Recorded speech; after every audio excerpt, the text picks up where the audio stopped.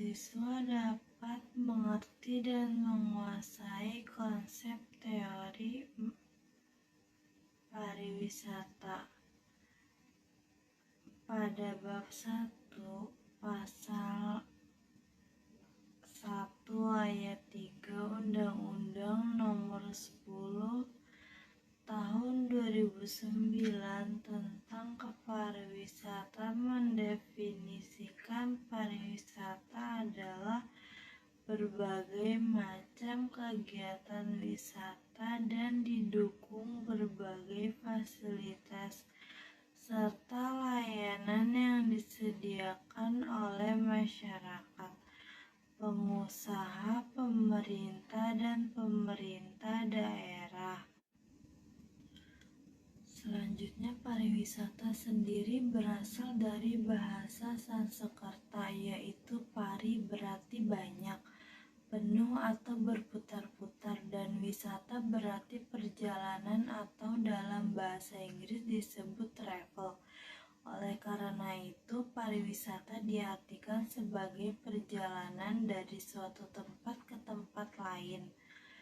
Pariwisata secara konseptual adalah keseluruhan dari elemen terkait wisatawan, daerah tujuan wisata, perjalanan industri, dan sebagainya yang merupakan akibat dari perjalanan wisata ke daerah tujuan wisata. Sepanjang perjalanan tersebut tidak permanen. Ciri pokok yang mendasari pariwisata terdapat unsur travel perjalanan, yaitu pergerakan manusia dari satu tempat ke tempat lainnya. Terdapat unsur tinggal sementara di tempat yang bukan merupakan tempat tinggal yang biasanya. Tujuan utama dari pergerakan manusia bukan mencari penghidupan atau pekerjaan di tempat yang menjadi tujuan. Komponen penyusun konsep pariwisata. Travel atau perjalanan ke suatu destinasi wisata. 2. Singgah di daerah tujuan. 3. Akibat dari dua hal tersebut, khususnya pada masyarakat lokal, yang meliputi dampak ekonomi, sosial, dan fisik dari adanya kontak dengan wisatawan. Soal kedua, mahasiswa mengerti tentang destinasi pariwisata.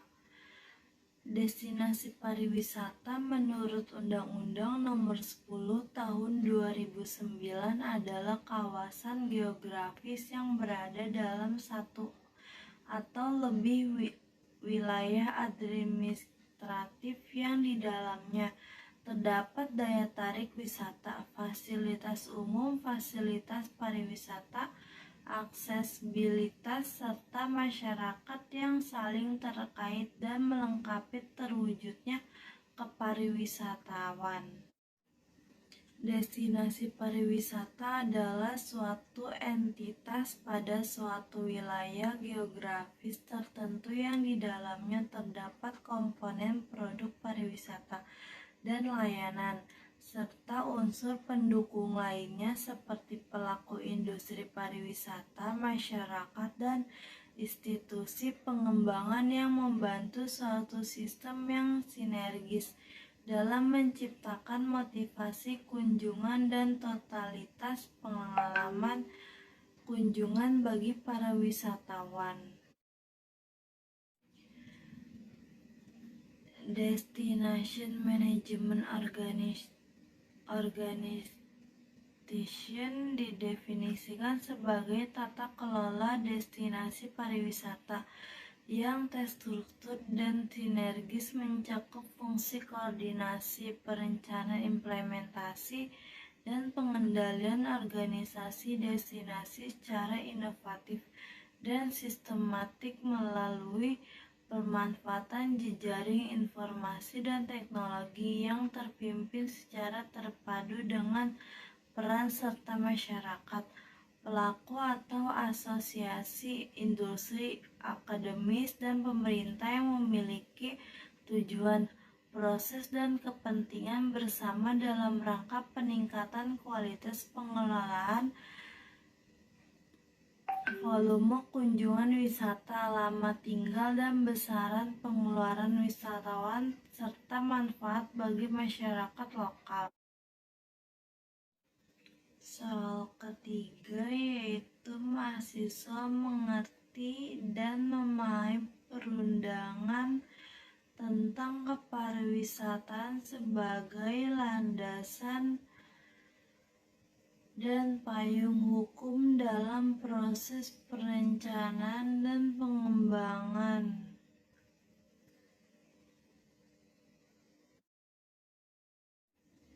Aturan-aturan yang menjadi pedoman pengembangan pariwisata Indonesia, Undang-Undang Republik Indonesia Nomor 10 Tahun 2009 tentang Kepariwisataan, Peraturan Menteri Pariwisata dan Ekonomi Kreatif atau Kepala Badan Pariwisata dan Ekonomi Kreatif Republik Indonesia Nomor 2 Tahun 2020 mengatur tentang pedoman teknis pengembangan geopark sebagai destinasi pariwisata.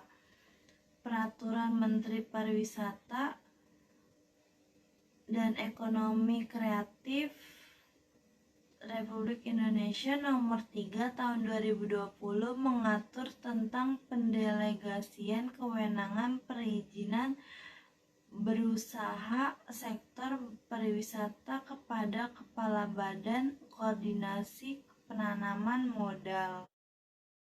Selanjutnya, negara Indonesia memiliki potensi alam, keanekaragaman flora dan fauna, peninggalan purbakala, peninggalan sejarah, serta seni dan budaya yang semuanya itu merupakan sumber daya dan modal yang besarnya. Artinya bagi usaha pengembangan dan peningkatan kepariwisatawan. Beberapa poin yang perlu diutamakan dalam pengembangan pariwisata antara lain: 1. Pengembangan perwilayahan, pengelompokan objek dan daya tarik wisata. 2. Pengembangan produk wisata. 3. Pengembangan jaring transportasi, aksesibilitas antara kawasan dan daerah internasional. Ketiga, pengembangan pusat jaringan. Upaya pemerintah dalam mendukung pengembangan pariwisata yaitu dengan peningkatan PAD dan adanya perluasan kesempatan berusaha di daerah sekitar objek wisata.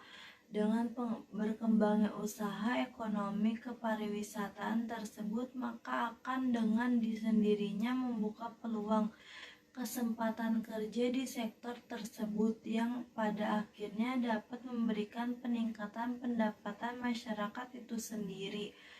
Permasalahan yang sering muncul: 1. Terbatasnya sarana prasarana seperti akomodasi dan penyediaan akses tempat wisata. Yang kedua, anggaran untuk sektor pariwisata masih terbatas. Yang ketiga, rendahnya kemampuan sumber daya manusia dalam melihat peluang dan tantangan sektor. Belum terbinanya koordinasi antara lembaga pemerintah dan bidang wisata. Belum adanya program pemasaran dan promosi wisata yang efektif. Soal keempat yaitu mahasiswa mengerti dan memahami tentang konsep dasar manajemen perencanaan bisnis pariwisata, konsep sumber daya manusia dan sumber daya alam pariwisata.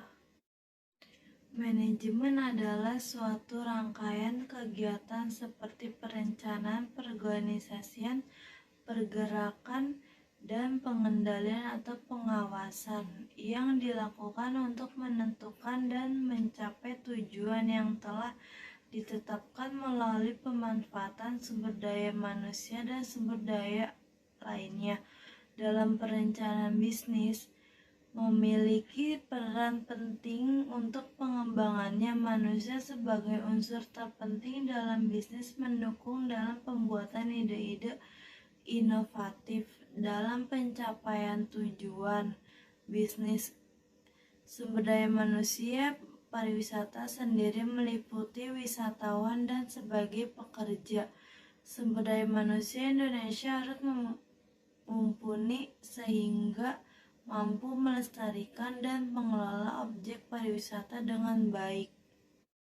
Selanjutnya, sumber daya alam dipahami sebagai keseluruhan material atau bahan yang disediakan oleh alam baik dalam bentuk padat, cair, ataupun gas dan dapat memberikan manfaat terhadap makhluk hidup khususnya manusia. Umumnya dibedakan menjadi dua, yaitu diperbarui dan tidak dapat diperbarui.